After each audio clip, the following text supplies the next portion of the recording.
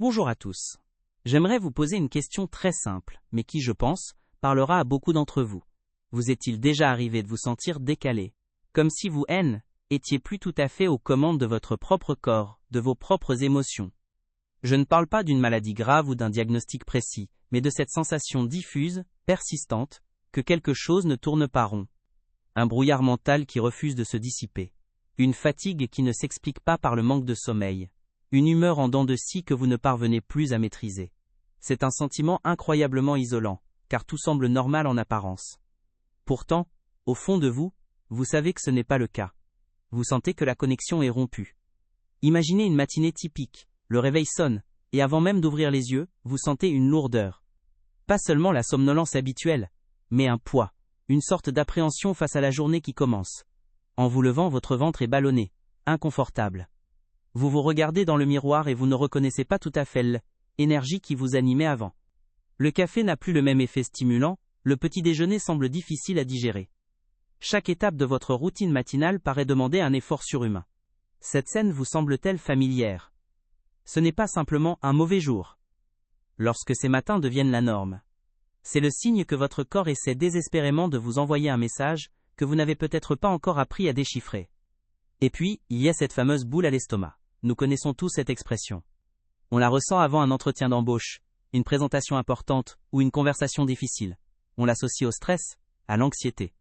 Mais que se passe-t-il lorsque cette boule devient une compagne quasi permanente, quand elle est là, sournoise, même dans les moments de calme? On finit par s'y habituer, par la considérer comme une partie de notre personnalité. Je suis juste de nature anxieuse. Et si était plus qu'une simple réaction émotionnelle? Si cette sensation physique, bien réelle, dans notre ventre, n'était pas la conséquence de notre anxiété, mais peut-être l'une de ses causes profondes, une alarme que notre système digestif tire, encore et encore, sans que nous y prêtions vraiment attention.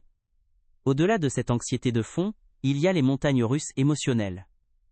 Vous passez d'un sentiment de bien-être relatif à une irritabilité soudaine pour une raison futile, comme une simple remarque, ou un petit contretemps. Votre entourage ne vous comprend plus.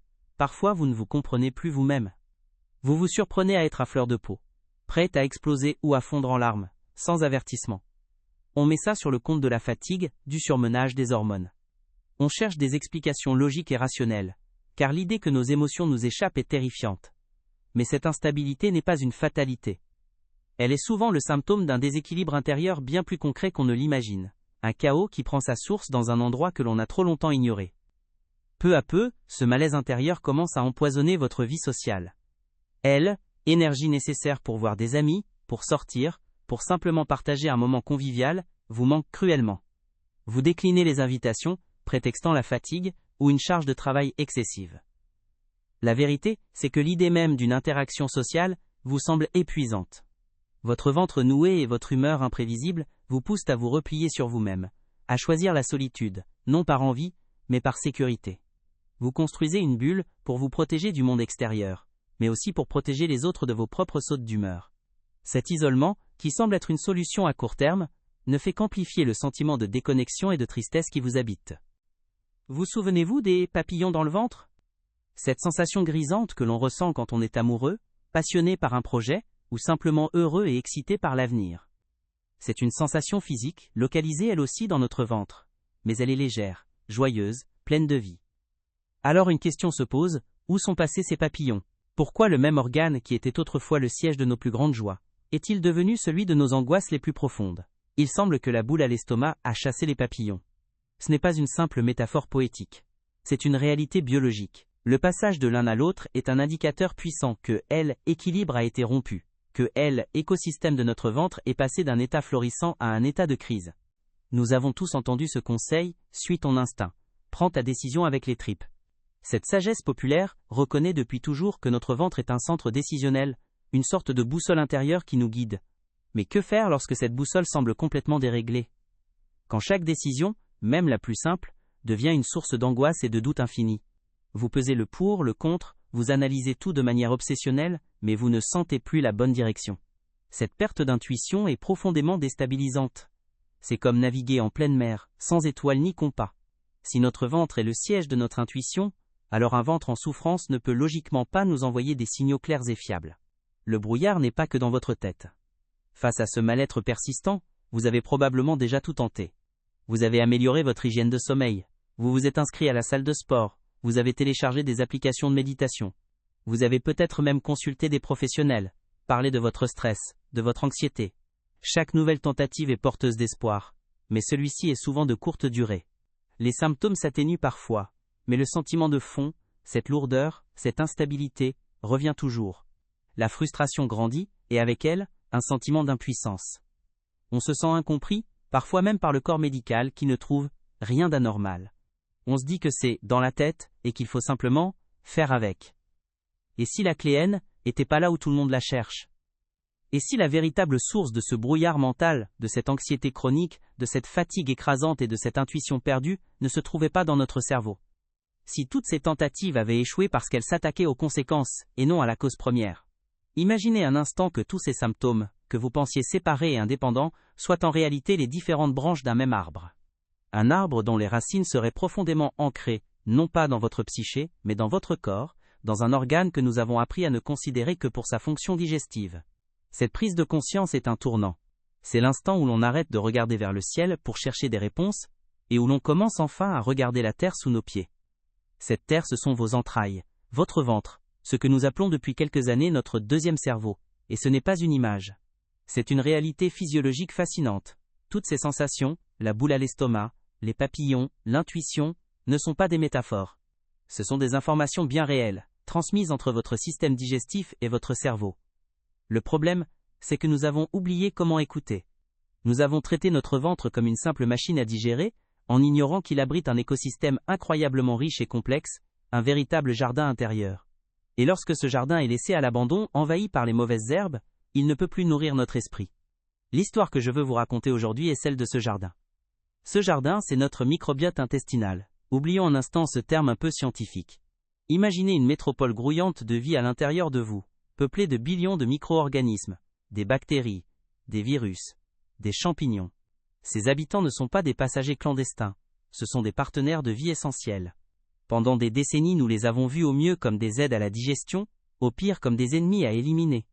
La réalité, c'est qu'ils forment un organe à part entière, un écosystème dont l'équilibre est aussi crucial pour notre santé mentale que pour notre santé physique. Ce monde invisible en nous est le chef d'orchestre silencieux de notre bien-être. Quand la symphonie est harmonieuse, nous nous sentons bien. Mais quand la cacophonie s'installe, tout notre être en pâtit. Pour comprendre comment cette métropole intérieure communique avec notre cerveau, il faut visualiser une immense autoroute de l'information. Le nerf vague. C'est le plus long nerf de notre corps, reliant directement le tronc cérébral à nos organes internes et tout particulièrement à notre intestin.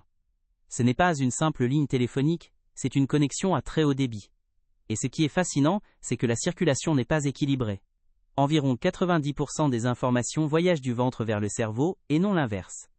Cela signifie que votre cerveau est constamment à écoute de ce qui se passe dans votre système digestif. Votre humeur, votre anxiété, votre capacité de concentration sont directement et continuellement influencées par les messages envoyés depuis les profondeurs de votre ventre. Ce deuxième cerveau n'est pas une simple image. Il porte bien son nom. Il est doté de son propre système nerveux, le système nerveux entérique, qui contient plus de 200 millions de neurones. C'est plus que dans toute votre moelle épinière. Ce cerveau intestinal est capable de fonctionner de manière autonome, de prendre ses propres décisions pour gérer la digestion, sans avoir besoin de consulter le grand patron là-haut.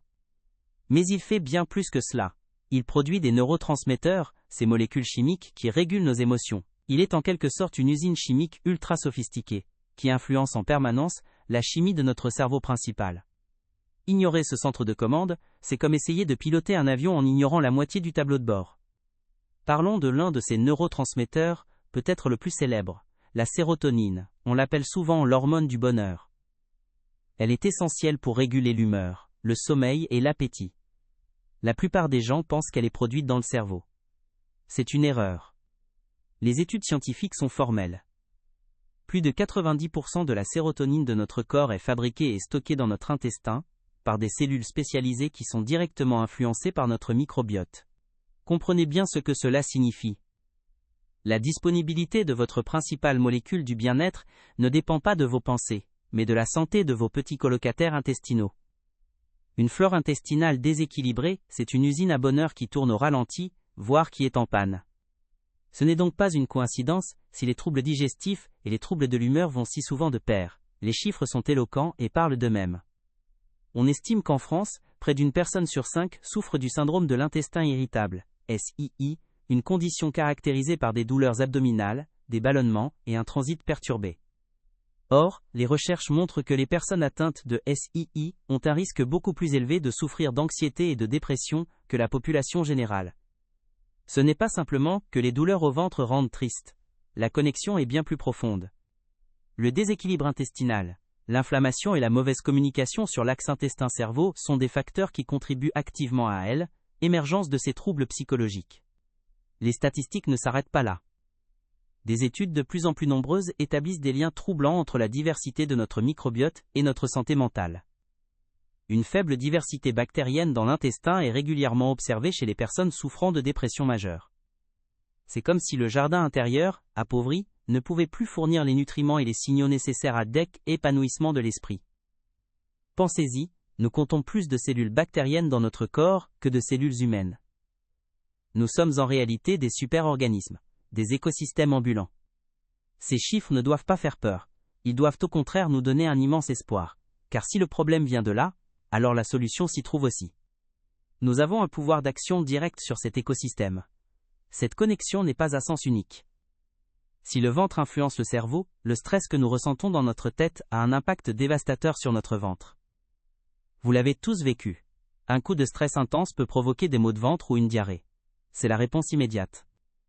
Mais le stress chronique, celui qui s'installe dans la durée, est un ennemi bien plus sournois pour notre microbiote. Il altère la composition de notre flore, favorisant les mauvaises bactéries au détriment des bonnes. Il augmente également la perméabilité de la barrière intestinale, ce que l'on appelle parfois le leaky gut, ou l'intestin poreux. C'est un cercle vicieux. Le stress abîme l'intestin, et un intestin abîmé nous rend plus vulnérables au stress. Le risque principal, lorsque l'on ignore ces signaux, est l'installation d'une inflammation chronique de bas grade. C'est une inflammation silencieuse, qui ne se manifeste pas par une douleur aiguë ou une rougeur visible, mais qui couve en permanence dans l'organisme. Un microbiote déséquilibré et une barrière intestinale poreuse permettent à des fragments de bactéries et à des toxines de passer dans la circulation sanguine. Notre système immunitaire, qui est logé à 70% dans notre intestin, réagit en permanence à ces intrus, créant un état inflammatoire constant. Cette inflammation n'est pas localisée.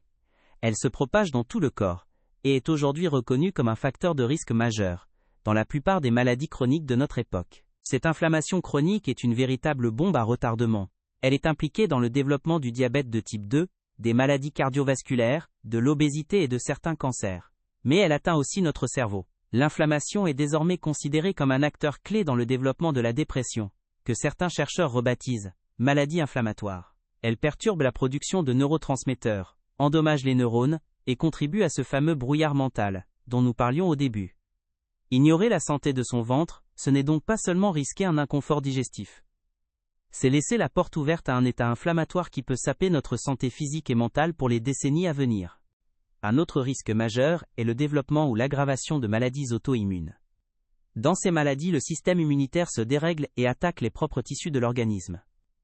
On peut citer la maladie de Crohn, la rectocolite hémorragique, mais aussi la polyarthrite rhumatoïde, la thyroïdite de Hashimoto ou le lupus. Le point commun ? Un système immunitaire hyperactif et une inflammation chronique. La recherche moderne montre de plus en plus clairement que l'origine de ce dérèglement se trouve très souvent dans l'intestin. Une barrière intestinale qui ne joue plus son rôle de filtre sélectif est une condition quasi nécessaire au déclenchement d'une réaction auto-immune. Prendre soin de son intestin, c'est donc aussi prendre soin de son système immunitaire et le calmer. Au-delà des grands risques, revenons aux symptômes du quotidien, ceux qui nous alertent. Les ballonnements et les gaz excessifs ne sont pas normaux, ils ne sont pas une fatalité. Ils sont souvent le signe d'une fermentation anormale dans votre intestin, causée par un déséquilibre de la flore ou une mauvaise digestion des aliments. C'est comme si une usine de compostage fonctionnait mal, produisant des gaz nauséabonds. De même, la constipation ou la diarrhée chronique sont des signaux d'alarme clairs. Un transit sain et régulier, facile et indolore. Tout écart persistant par rapport à cette norme indique que l'écosystème intestinal est en difficulté et qu'il a besoin d'aide pour retrouver son rythme et son efficacité. Le brouillard mental, ce sentiment d'avoir l'esprit cotonneux, des difficultés de concentration et des trous de mémoire, est un symptôme directement lié à la santé intestinale. Les toxines produites par de mauvaises bactéries, comme le lipopolysaccharide, LPS, peuvent traverser la barrière intestinale, puis la barrière hémato-encéphalique, qui protège notre cerveau. Une fois dans le cerveau, elles provoquent une neuroinflammation qui perturbe le fonctionnement normal des neurones. Ce n'est donc pas dans votre tête, au sens psychologique du terme. C'est une conséquence physiologique directe de l'état de votre ventre. Quand vous avez l'impression de ne plus avoir les idées claires, demandez-vous d'abord comment se porte votre deuxième cerveau. Les problèmes de peau sont un autre miroir fascinant de notre santé intestinale. L'acné, l'eczéma, le psoriasis ou la rosacée sont souvent des manifestations extérieures d'un désordre intérieur. L'axe intestin-peau est une réalité bien étudiée. L'inflammation systémique qui prend naissance dans l'intestin se reflète sur notre plus grand organe, la peau. De plus, un microbiote déséquilibré peut affecter l'absorption des nutriments essentiels à la santé de la peau, comme le zinc ou les vitamines. Traiter ces problèmes uniquement avec des crèmes et des lotions, c'est comme repeindre un mur humide sans traiter la fuite d'eau à l'origine du problème. La solution durable passe très souvent par un rééquilibrage de la flore intestinale. La fatigue chronique, celle qui ne disparaît pas même après une bonne nuit de sommeil, est un autre symptôme majeur. D'où vient cette énergie qui nous manque tant? De nos mitochondries, les petites centrales énergétiques de nos cellules. Or, leur fonctionnement est directement impacté par l'inflammation chronique et le stress oxydatif, généré par un intestin en mauvaise santé.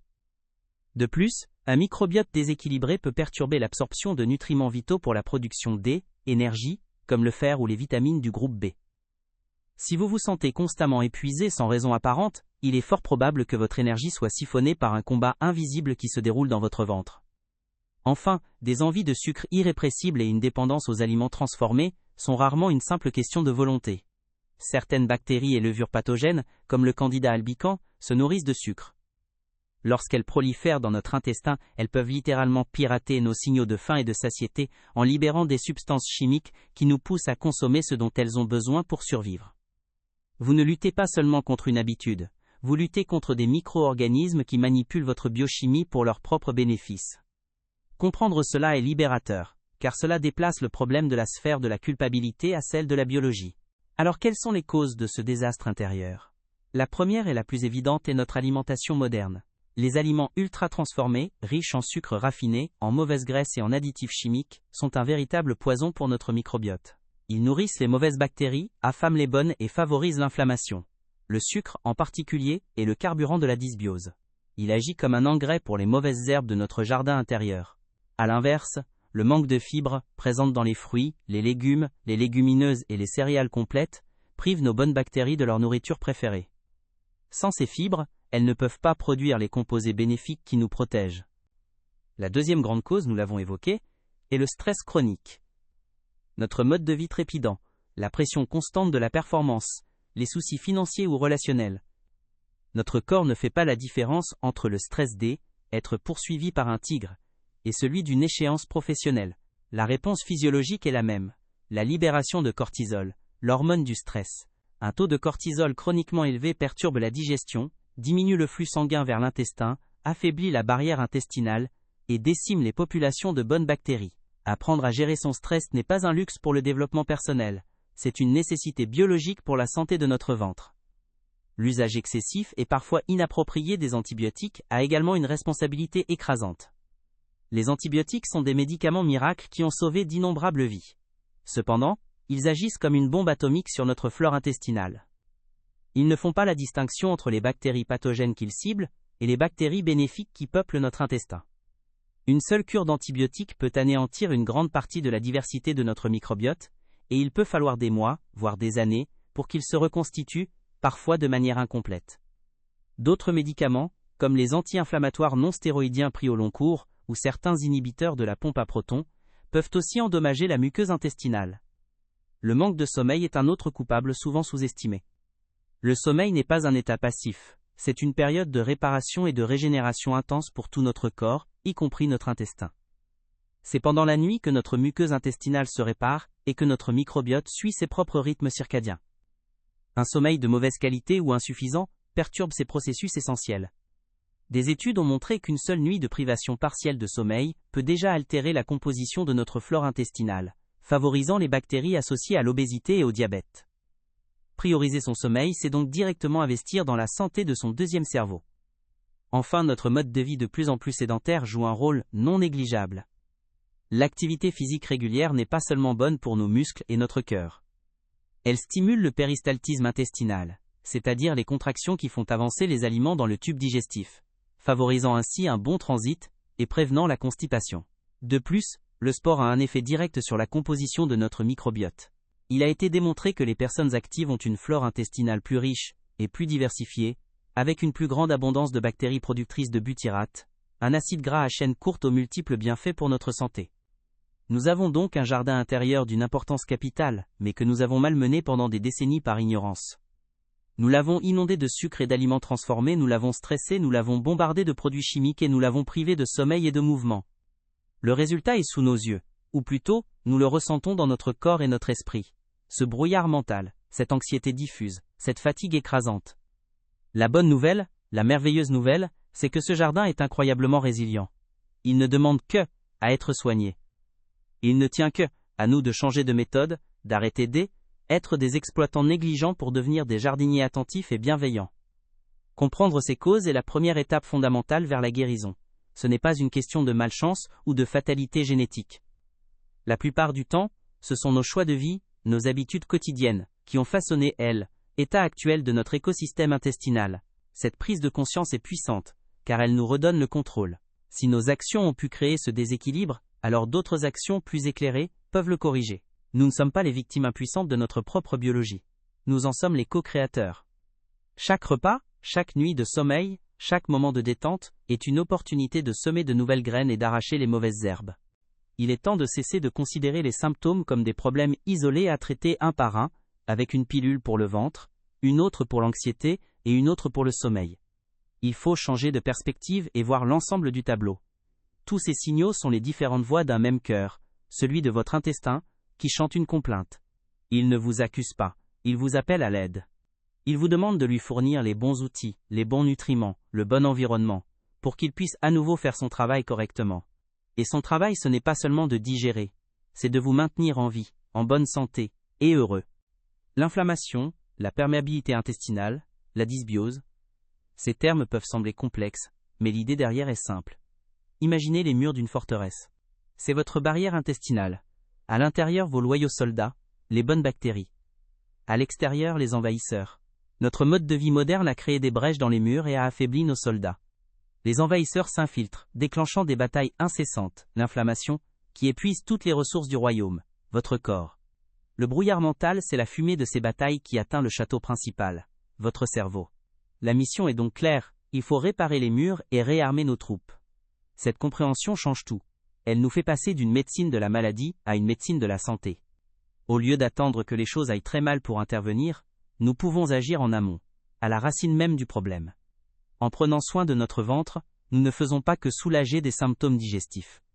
Nous faisons de la prévention active contre une multitude de maladies chroniques. Nous agissons sur notre humeur, notre clarté mentale, notre niveau d'énergie, notre immunité. C'est l'investissement le plus rentable que vous puissiez faire pour votre bien-être à long terme. C'est une démarche proactive, un acte de respect envers cette incroyable mécanique qui nous anime. L'alimentation est sans aucun doute le levier le plus puissant dont nous disposons. Chaque bouchée que nous prenons est une information que nous envoyons à notre microbiote. C'est un vote. Soit nous votons pour l'inflammation, la dysbiose et la maladie, en choisissant des aliments qui nourrissent les pathogènes. Soit nous votons pour l'équilibre, la symbiose et la santé, en choisissant des aliments qui nourrissent nos alliés microscopiques. Pensez à votre assiette, comme à la boîte à outils du jardinier. Est-ce que vous y mettez de l'engrais de qualité, du bon terreau, de l'eau pure? Ou est-ce que vous y versez du désherbant et des produits toxiques? Le choix nous appartient, à chaque repas. Le stress, ce grand saboteur, doit être adressé avec la même importance.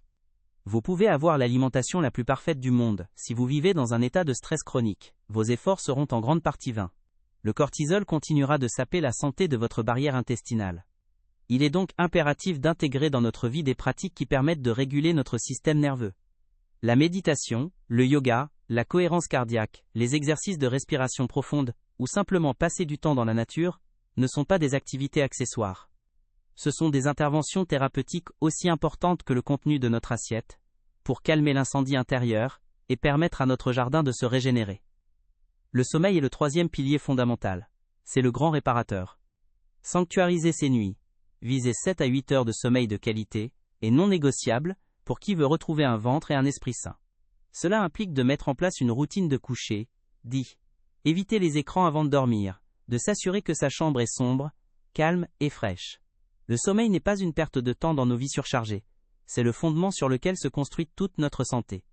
C'est pendant ces heures précieuses que la magie opère, que les murs de la forteresse intestinale sont rebâtis et que le microbiote se rééquilibre. Le mouvement, enfin, complète ce quatuor du bien-être intestinal. Il n'est pas nécessaire de devenir un athlète de haut niveau. Une marche rapide quotidienne, un peu de vélo, de la danse, du jardinage. L'important est de bouger régulièrement. L'activité physique modérée a des effets anti-inflammatoires puissants. Elle améliore la diversité du microbiote et stimule la production de ces fameux acides gras à chaîne courte qui sont de véritables pépites pour notre santé. Le mouvement aide aussi à réguler le stress et à améliorer la qualité du sommeil, créant ainsi une synergie vertueuse. Chaque pas que vous faites est un pas vers un ventre plus heureux. Ainsi, la solution n'est pas dans une pilule magique, mais dans une approche globale, un retour aux fondamentaux de la santé humaine. C'est une invitation à se reconnecter à son corps, à écouter ses signaux, et à lui donner ce dont il a fondamentalement besoin. Une nourriture vraie, du repos, du calme, et du mouvement. C'est une démarche qui peut paraître exigeante au début, car elle demande de changer des habitudes parfois ancrées depuis des années. Mais c'est une démarche profondément gratifiante, car les résultats se font sentir non seulement dans notre ventre, mais dans toutes les sphères de notre vie. C'est la promesse de retrouver cette énergie, cette clarté et cette joie de vivre qui nous semblaient perdues. Alors, concrètement, comment devient-on le jardinier bienveillant de son propre ventre ? La première action, la plus impactante, est de transformer notre assiette en une véritable boîte à outils pour notre microbiote. Il s'agit de nourrir nos alliés. Pensez aux prébiotiques, qui sont la nourriture de nos bonnes bactéries. L'ail, l'oignon, le poireau, l'asperge, la banane peu mûre. Puis, pensez aux probiotiques, qui apportent de nouvelles troupes bénéfiques. Le yaourt nature de qualité, le kéfir, la choucroute crue, le kimchi, le kombucha. L'idée n'est pas de tout révolutionner du jour au lendemain, mais d'introduire de la couleur et de la diversité. Mangez l'arc-en-ciel. Chaque légume, chaque fruit, chaque fibre que vous ajoutez est une graine de santé que vous semez dans votre jardin intérieur. Au-delà de ce que nous mangeons, la manière dont nous mangeons est tout aussi cruciale. Dans notre monde pressé, nous avons oublié l'art de la mastication et de la dégustation. Manger en pleine conscience, ce n'est pas un concept ésotérique, c'est une nécessité biologique. Prendre le temps de bien mâcher chaque bouchée, prédigère les aliments, et soulage le travail de notre estomac et de notre intestin. S'asseoir au calme, loin des écrans et du stress, envoie un signal de sécurité à notre système nerveux, lui disant qu'il peut activer le mode repos et digestion. Cela permet une meilleure sécrétion des enzymes digestives et une meilleure absorption des nutriments. Boire suffisamment d'eau entre les repas est également fondamental pour hydrater ce jardin et assurer un bon transit. Parfois le jardin est si abîmé qu'un simple changement d'alimentation ne suffit pas à court terme. C'est là que certains compléments alimentaires peuvent donner un coup de pouce ciblé et temporaire. Je pense notamment à des cures de probiotiques de haute qualité, choisies pour répondre à une problématique spécifique, ou à la L-glutamine, un acide aminé qui est le carburant principal des cellules de la paroi intestinale, et qui aide à réparer les murs de la forteresse. Le zinc est aussi un minéral essentiel à l'intégrité de cette barrière. Mais attention, ces outils ne sont pas des solutions miracles. Ils sont des aides au démarrage, des tuteurs qui aident les jeunes pousses à grandir, mais ils ne remplaceront jamais le travail de fond du jardinier. Une alimentation saine et un mode de vie équilibré. La gestion du stress, nous l'avons vu, est un pilier non négociable. Il est illusoire de vouloir éliminer tout stress de nos vies, mais il est essentiel d'apprendre à activer régulièrement le frein de notre système nerveux. La cohérence cardiaque est un outil d'une puissance redoutable. 5 minutes, 3 fois par jour, suffisent à calmer le système nerveux autonome et à réduire la production de cortisol.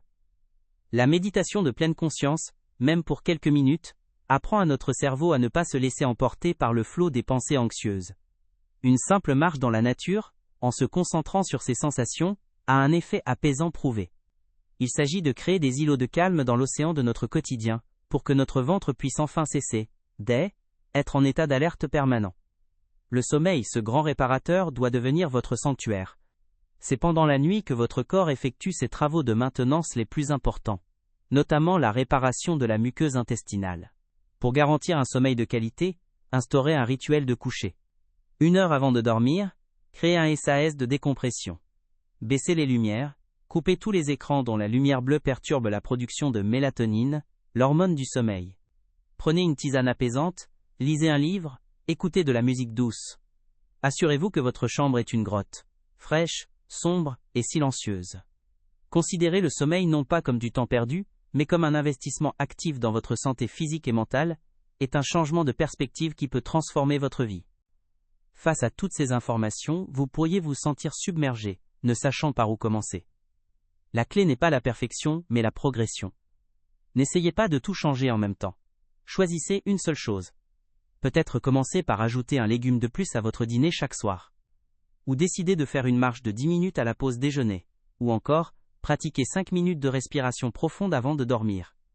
Le succès ne vient pas d'une transformation radicale et insoutenable, mais de l'accumulation de petites habitudes positives. Chaque petit pas est une victoire. Chaque choix conscient en faveur de votre bien-être est une pierre que vous ajoutez à l'édifice de votre santé. Soyez patient et bienveillant avec vous-même, comme le serait un bon jardinier. En prenant soin de ce jardin intérieur, vous ne faites pas que soulager des ballonnements ou calmer une anxiété. Vous entamez un processus de reconquête de vous-même.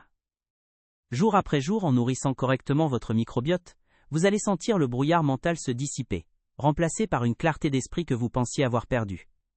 L'énergie va revenir, non pas une énergie nerveuse alimentée par la caféine, mais une énergie de fond, stable et durable. Votre humeur va se stabiliser. Vous retrouverez la capacité de faire face aux aléas de la vie avec plus de calme et de résilience. C'est bien plus qu'une question de digestion, c'est une question de vitalité. Vous souvenez-vous des papillons dans le ventre que nous avons évoqués au tout début? Le but ultime de ce voyage au cœur de vous-même, c'est de les faire revenir. C'est de transformer ce ventre noué par l'angoisse en un centre de joie et d'intuition. Imaginez-vous à nouveau ressentir cette excitation légère avant un projet qui vous passionne, cette chaleur agréable en partageant un moment avec ceux que vous aimez. Ce n'est pas un rêve inaccessible, c'est la conséquence biologique directe d'un écosystème intestinal qui fonctionne en harmonie. Quand les bonnes bactéries prospèrent, elles produisent les substances qui nourrissent non seulement votre corps, mais aussi votre joie de vivre. La boule à l'estomac n'est pas une fatalité, elle peut et doit céder la place aux papillons. Votre corps vous parle depuis des années, peut-être que jusqu'à présent, vous n'aviez pas le bon décodeur pour comprendre son langage. Aujourd'hui, vous l'avez. Chaque symptôme, chaque inconfort, était un appel à l'aide, une invitation à regarder au bon endroit. N'attendez pas que l'appel se transforme en cri d'alarme.